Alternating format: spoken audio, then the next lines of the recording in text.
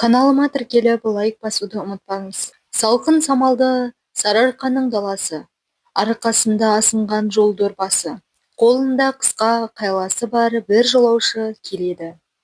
Әр төбенің басына шығып, күнге күйген тастарды балғасымен уатып ұзақ үңіледі. Белең астынан бір салт атты шыға келді де, жаяу жолаушыға қарай бұрылды. Сақалы омырауын жапқан қарт екен. Ассалаумағалейкум, ақсақал. Уағалейкум ассалам, балам. Жол болсын. Не іздеп жүрсің? Неге ат мінбегенсің? Атай, мінерлік көлік табылады ғой. Бірақ менің жаяу жүруім керек. Іздеген жезім тастың арасында. Жез деймісің? Түсінікті. Үйге жүр, сусындап ал. Біздің ауыл мұна мыс ойғанда. Іздеген жезім тастың арасында дейсің бе? Кел мінге сатқа. Рахмет, ақсақал. Жаяу жүруге үйрендік қой. Жаяу жолаушы кен орнын іздеп жүрген геолог Қаныш Сәтбаев. Атты адам арқаның тау тасына қанық берден қарт еді. Мұна жердің мыс ойған аталуының сыры бар. Баяғыда қазақ еліне жоңғарлар шабуыл жасапты. Сол ұрыста қазақтың атақты бір батыры жоңғар әскерімен шайқасқа түсіпті. Жоңғарлар сарбаздарды үш жақтан қыспаққа алыпты. Әлгі батыр кейін шегінуге намыстанады. Іштей тәуекелге бел байлап, сарбаздарына шегінуге бұйрық береді. Қуғыншы жоңғарларға жалғыз өзі қарсы тұрып, қалың қолды ажалдан арашаламақ болады. Ыза кернеген батыр қолындағы айбалтамен жерді шауып жіберіпті. Сонда кішкентай төмпешік ойылып түседі.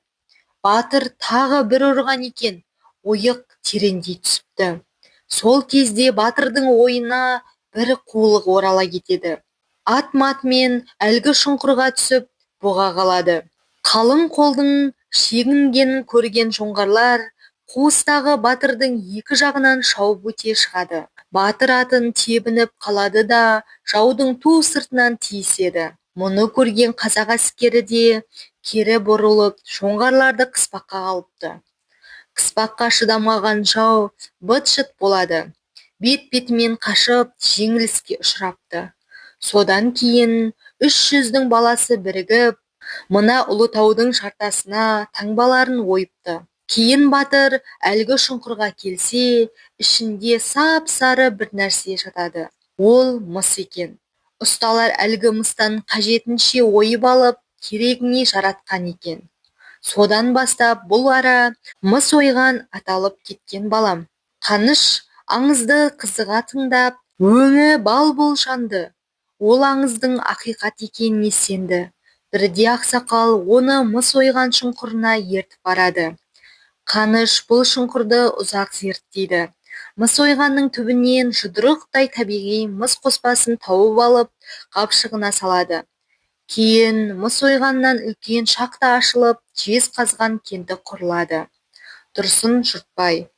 Қаныш Сәтбаев 1899-1964 жылдары өмір сүрген. Геолог ғалым, минералогия ғылымының докторы, профессор, академик, Қазақ КСР ғылым академиясының ұйымдастырушы. Оның тұңғыш президенті болған. Мыс қызғылт сары түсті жұмсақ металл. Табиғи мыс қоспасы. Құрамында басқа заттардан ажыратылмаған мыс кесегі. Атымен бірге деген сөзді білдіреді.